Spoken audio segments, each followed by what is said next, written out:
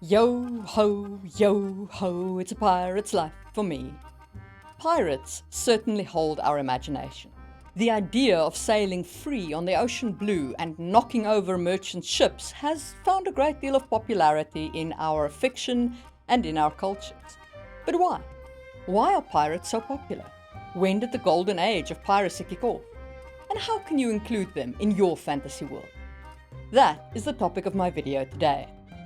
Welcome to another episode of Just in Time Worlds with your host, Marie Mullany. If you like this kind of content and you want to support me in making more of it, you can hit my Ko-fi page down below where you can leave a once-off donation or become a monthly member. If you want something back for your support, I do have books out on Amazon.com. You can hit my Amazon profile page in the link down below. And thank you very much to my current supporters who have enabled me to buy a proper editing machine to make these videos much easier. Okay, let's crack on. So first, what is piracy? Piracy is attacking and robbing another seagoing vessel at sea. Of course, in a sci-fi or science fantasy setting, you can expand that to space, but it's basically when you're away from land, away from port, and you commit robbery. This kind of crime has been with us for a very long time. Far longer than the golden age of piracy. In fact, there's a story about it in classical times where Julius Caesar was actually held captive by Sicilian pirates, and he laughed with them and he joked with them and he told stories with them, and they told him what ransom they were going to ask for him, and he told them that they should double it and that he's quite insulted by how low it is. And he promised them that he would come back and crucify them after the ransom was paid. And they thought he was joking. You know, he's such a jolly fellow. He's been entertaining us so much. And then his ransom was paid and Caesar was freed and he did go back and he did crucify the pirates. The moral of the story there is do not screw around with Julius Caesar. The man had a way about him. Anyway. So pirates have been around for a long time. But when we think about pirates, generally people think about the golden age of piracy, which is when you had Blackbeard and Captain Avery and Captain Kidd and so on. So why did all that start and what kicked it off? Captain Kidd is probably the first pirate we should talk about, not because he was the first pirate of the golden age per se, but because he had quite a famous name and he probably started the buried treasure legend. Okay, so he was born in 1645 and he was actually a privateer. A privateer is a privately owned and armed vessel which is commissioned by a belligerent state to attack enemy ships, usually vessels of commerce, and privateers receive a letter of marque. So basically, a privateer is when you have a ship and the king gives you a letter of marque and tells you, we are at war with the Dutch or the Spanish or the whoever, go kill their ships. And then you go and kill their ships and it's not counted as a crime because you are a privateer in employ of the king. Of course, the Spanish or the Dutch or whoever ships you attack probably will still see you as a criminal and hang you as such. But in your home country, you are not seen as a criminal. But what happened with Captain Kidd was he got this commission to go into the Red Sea and the Indian Ocean and hunt down ships there. And he became pretty arrogant, apparently, with all this. There's a story of him not wishing to give a proper salute to a royal yacht. And this resulted in most of his crew getting press ganged. So he ended up going to the Indian Ocean with a raw, new green crew.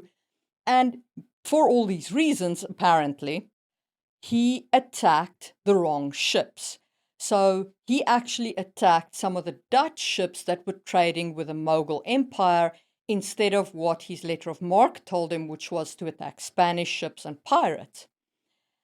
Now, the England crown had already been embarrassed by Captain Avery, who had been attacking Mughal trading ships, the Mughal Empire, ships that traded with the Mughal Empire. So when Captain Kidd turned bad, when he turned pirate, they scapegoated him and said that, he's just turned into a pirate, he's nothing to do with us, and we'll catch him and hang him. It is true that Captain Kidd did attack the wrong kinds of ships and he did exceed his mark. So it's kind of 6 of one, half a dozen of the other as to whether he was scapegoated improperly. But either way, he was eventually captive. And while he was in jail, awaiting execution, because that's what happened to pirates, he tried to bribe his way out of being executed by saying that he would pay his treasure over to the crown. And he said that his treasure was buried on an island that only he knew the location of. It's probably a whole pot of nonsense. There's no evidence that he actually buried any treasure. Also, pirates' treasure was largely in their ships because the ships themselves were incredibly valuable, as of course was all the armaments and the guns and so on. So, pirates having huge treasure troves is also not quite that likely, since the captain would probably have spent a lot of his treasure outfitting more of his ship. But still, it's probably where the legend of the buried treasure started, was with Captain Kidd trying to bribe his way out of being executed. In the end, it didn't work, and he was executed on the London docks. And if you enjoyed my speculation on where pirates' buried treasure comes from, hit the thumbs up button. And let's talk about Captain Avery. So Avery was basically a Navy guy, but he wanted to work for himself, is what it comes down to. In 1694, he joined a ship in the service of Spain, and he plotted a mutiny and was elected captain of the new pirate ship, which was called the Fancy. Now, in 1695, the Fancy was joined by other pirate ships under Avery's leadership, and the small fleet sailed to the Red Sea, and they plundered the Indian Mogul trade fleet, as we spoke about in the Captain Kidd segment. From there, Avery fled to the Bahamas, which is where the rumors and legends of a pirate republic come from. So, one of the reasons why pirates are so popular or were so popular was because of this persistent rumor carried with ballads to the land-bound population of the pirates having not just a pirate's code, but also what amounted to a democracy, where even a man who was before the sail still had a say in the ship, and where there was a port that the pirates made port at that had elected representation and freedom, as opposed to being subject to the will of the nobility. So pirates were kind of sold in this romantic way around that. And there was some evidence, not for a utopic pirate republic, obviously, but the Pirates' Code did exist. And it included things like every man has a vote to cast for things like the captain.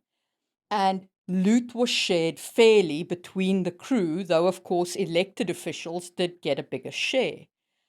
The Pirates' Code also included things like keep your piece, your cutlass, and your pistols clean and ready for action, and even payment for lost limbs. So if you lost a leg, you were given X amount of silver. If you lost a hand, if you lost an eye, etc., you were given compensation for your lost limbs to kind of make up for it. So this was clearly a lot better than, being press ganged onto a Navy ship and fighting a war for a country that you may or may not feel that you belong to. And I think that a lot of the appeal of pirates grew from that.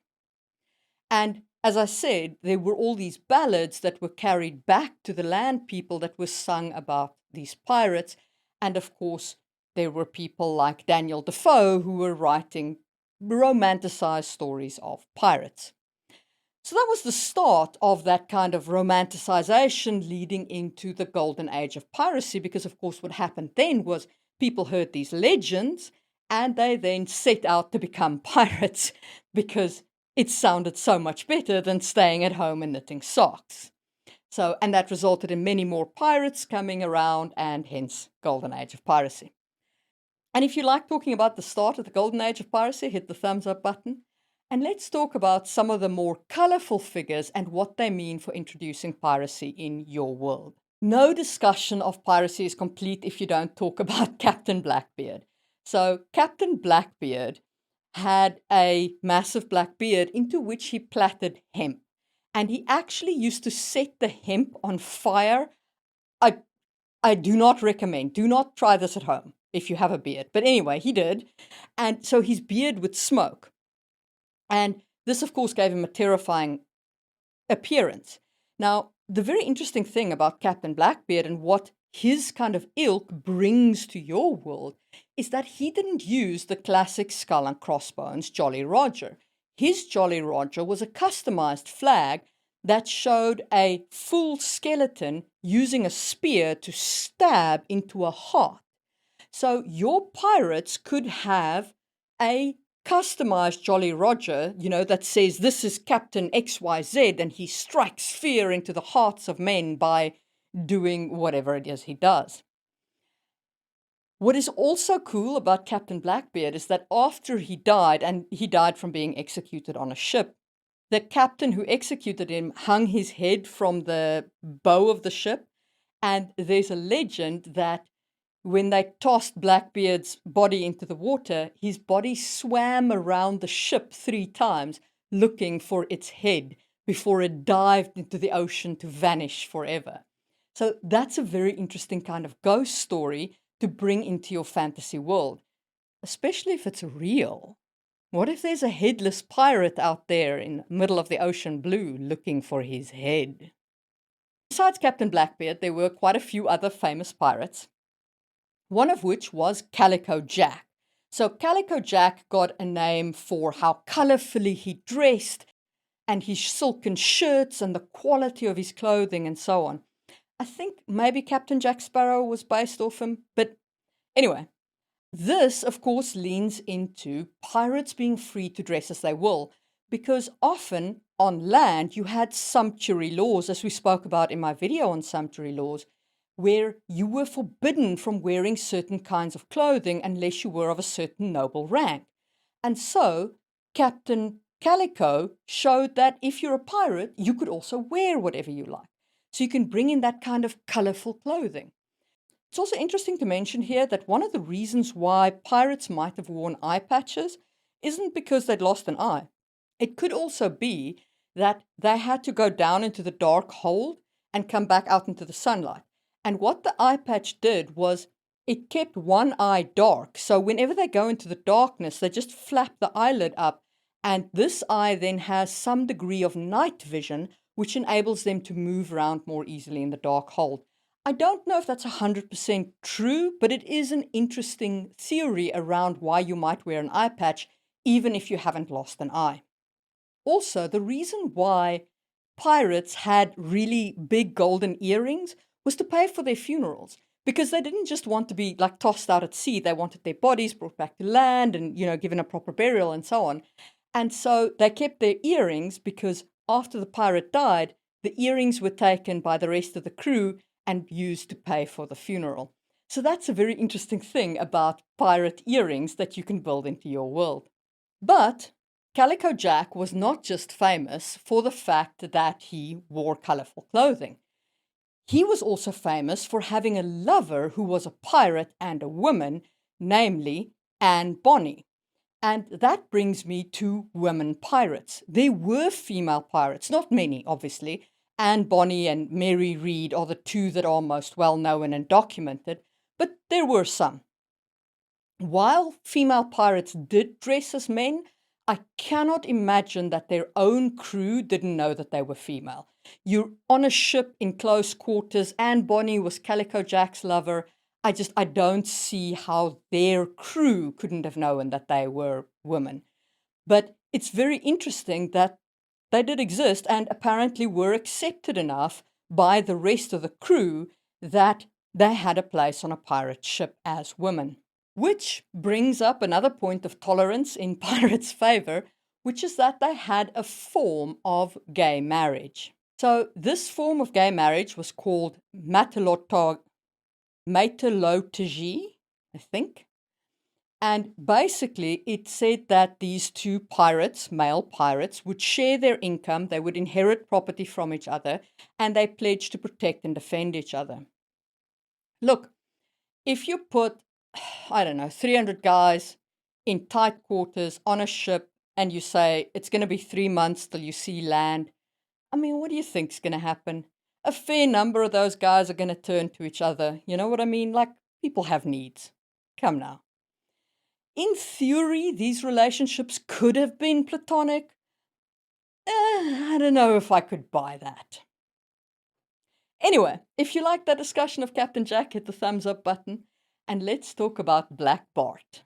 So Black Bart was the last of the great captains of the Golden Age, and he ran basically a full-blown pirate fleet. He was very Navy ship-shape kind of dude. Apparently, he enforced a curfew of like lights out by 8 o'clock and things like that, almost like you were in the Navy. His ships were kept in very good shape. His men had multiple pistols. Oh, the reason why pirates often have multiple pistols is because powder, of course, gets wet when you're at sea, and wet powder doesn't fire so well in a flintlock weapon. So something to bear in mind if you have pirates in your world who's in that kind of early powder stage of guns.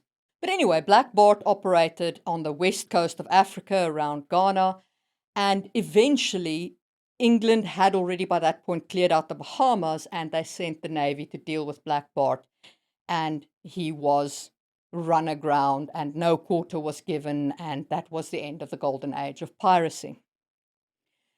There are still pirates today. For examples, you can watch Captain Phillips, which is a movie about the Somalian pirates that operate off the east coast of Africa. But mostly for fantasy, I think you're looking at the golden age of pirates, the kind of pirates of the age of sail and the early kind of black powder guns, rather than the current, more modern day pirates. Things to think about when you're setting up pirates in your world. First, what ship type are you looking at? Sloops and schooners were very popular with pirates because they were fast and because they had a very shallow draft.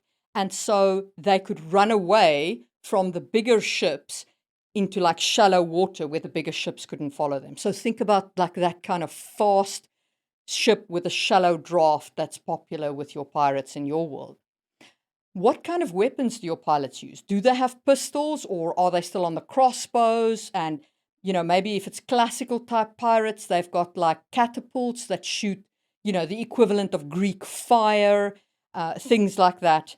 Think about what arms the ships and how that ship conflict works. Make sure to include some legends about pirates and some legendary pirates like Blackbeard with his headless body and Captain Calico with his, you know, fancy clothing and all that kind of thing. Also, think about things like, do they have a code? And has that made them attractive to the common man? And are there ballads that tell stories about pirates who bring freedom to the people and whatnot?